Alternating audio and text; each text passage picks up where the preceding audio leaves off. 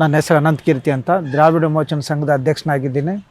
ಮತ್ತು ಈ ಕೋಲಾರ ಜಿಲ್ಲೆ ಶ್ರೀನಿವಾಸಪುರ ತಾಲೂಕು ನೆಲವಂಕಿ ಹೋಬಳಿ ಲಕ್ಷ್ಮೀಪುರದ ಗ್ರಾಮದಲ್ಲಿ 1956ನೇ ಇಸ್ವಿ ಮೇ 26ನೇ ತಾರೀಕು ಪಟ್ಟಾಭಿರಾಮರಾವ್ ಅವರು ವಿದ್ಯಾದಾನದಡಿಯಲ್ಲಿ ಸರ್ಕಾರಿ ಬಾಲಕರ ಶಾಲೆಗೆ ಅಂತಂದ್ಬಿಟ್ಟಿದ್ದೆ ಜಮೀನನ್ನು ದಾನ ಮಾಡ್ತಾರೆ.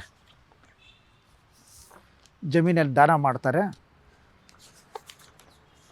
1 ಎಕರೆ 35 ಗುಂಟೆ ಜಮೀನು ದಾನ ಮಾಡ್ತಾರೆ. ಆ ದಾನ ಮಾಡಿದ ಜಮೀನು ಸುಮಾರು 2010ರವರೆಗೂ ಆ ಶಾಲೆ ಹೆಸರಲ್ಲೇ ಮತ್ತು ಪಟ್ಟಾಭಿರಾಮರಾವ್ ಹೆಸರಲ್ಲೇ ಬರ್ತಾ ಇತ್ತು.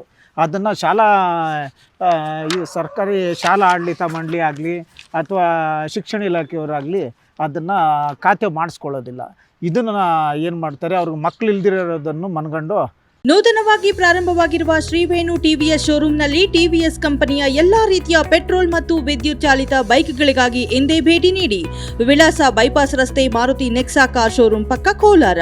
ಹೆಚ್ಚಿನ ಮಾಹಿತಿಗಾಗಿ ಸಂಪರ್ಕಿಸಿ 9986833899 ಅಥವಾ 9986933299. LS ಜಗನ್ನಾಥ್ ಮತ್ತು ಅವ್ರ ಪತ್ನಿ ಲೀಲಾವತಿ ಮತ್ತು ಪಟ್ಟಾಭಿರಾಮರವರ ಅಣ್ಣನ ಮೊಮ್ಮಕ್ಕಳಾದ ಶಶಿಧರ್ ಮತ್ತು ಸುರೇಶ್ ಎಂಬುವರು ಎಲ್ಲರೂ 4 ಜನನೂ ಸೇರಿಕೊಂಡು ಸಂಚು ಮಾಡಿ ಈ ಜಮೀನನ್ನು ಪಾವತಿ ವಾರಸ ಮುಖಾಂತರ ಅವ್ರ ಅಣ್ಣನ ಮೊಮ್ಮಕ್ಕಳು ಮಾಡ್ಕೊಳ್ತಾರೆ.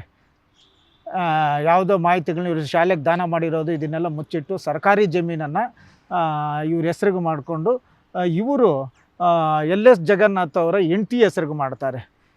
ಈ LS ಜಗನ್ನಾಥ್ ಅಲ್ಲೇ ಒಂದು ಸರ್ಕಾರಿ ಪ್ರೌಢಶಾಲೆಯಲ್ಲಿ ಗುಮಾಸ್ತನಾಗಿರ್ತಾನೆ. ಅವನು ಆ ಶಾಲೆಗೆ ದಾನ ಮಾಡಿರೋ ಜಮೀನು ಪಕ್ಕದಲ್ಲಿ LS ಜಗನ್ನಾಥ್ ಅವ್ರ ಜಮೀನು ಇದೆ. ಆ ಜಮೀನು ಪಕ್ಕದಲ್ಲಿ ಇರೋದ್ರಿಂದ ಈ ಜಮೀನನ್ನು ಹೊಡ್ಕೋಬೇಕಂತಂದ್ಬಿಟ್ಟು ಇವರು ತಂತ್ರ ರೂಪಿಸಿ ಫಸ್ಟು LS ಜಗನ್ನಾಥ್ ಅವ್ರ ಪತ್ನಿ ಹೆಸರಿಗೆ ಮಾಡಿಕೊಂಡು 30 ಗುಂಟೆ ಜಮೀನನ್ನು, ಆ 30 ಗುಂಟೆ ಜಮೀನಲ್ಲಿ 15 ಗುಂಟೆನ ಆಕೆ ಅವ್ರ ಪತ್ನಿ ಹತ್ರಿಂದ ಗಂಡ LS ಜಗನ್ನಾಥ್ ಕೊಂಡ್ಕೊಳ್ತಾನೆ. ಕೇವಲ 30,000 ರೂಪಾಯಿಗೆ ತಗೊಳ್ತಾನೆ. ಇದು ನೋಡಿ, 1,50,000 ರೂಪಾಯಿಗಳಿಗೆ ಶುದ್ಧ ಕ್ರಯಕ್ಕೆ ಪಟ್ಟಾಭಿರಾಮ್ ಅವರ ಅಣ್ಣನ ಮೊಮ್ಮಕ್ಕಳಾದ ಶಶಿಧರ್ ಮತ್ತು ಸುರೇಶ್ ಅವರು LS ಜಗನ್ನಾಥ್ ಅವರ ಪತ್ನಿ ಲೀಲಾವತಿ ಅವರಿಗೆ ಮಾರಿರುವಂಥ ದಾಖಲೆಗಳು, ನೋಂದಣಿ ಮಾಡಿಸಿರುವಂಥ ದಾಖಲೆಗಳು ಮತ್ತು ಈಗ ಅಲ್ಲಿ ಹೈವೇ ಹಾದು ಹೋಗಿರೋದ್ರಿಂದ ಈಗ ಅಲ್ಲಿ ಜಮೀನಿಗೆ ಕೋಟಿಗಟ್ಟಲೆ ಬೆಲೆ ಬಂದಿದೆ.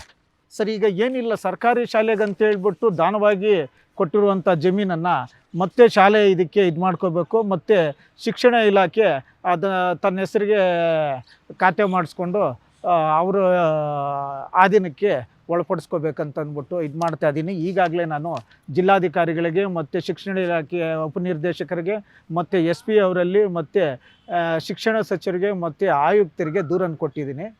ಅಧಿಕಾರಿಗಳು ಏನಿದು ಹೇಳ್ತಿಲ್ಲ. ಶಿಕ್ಷಣ ಇಲಾಖೆ ವಿಫಲವಾಗಿದೆ.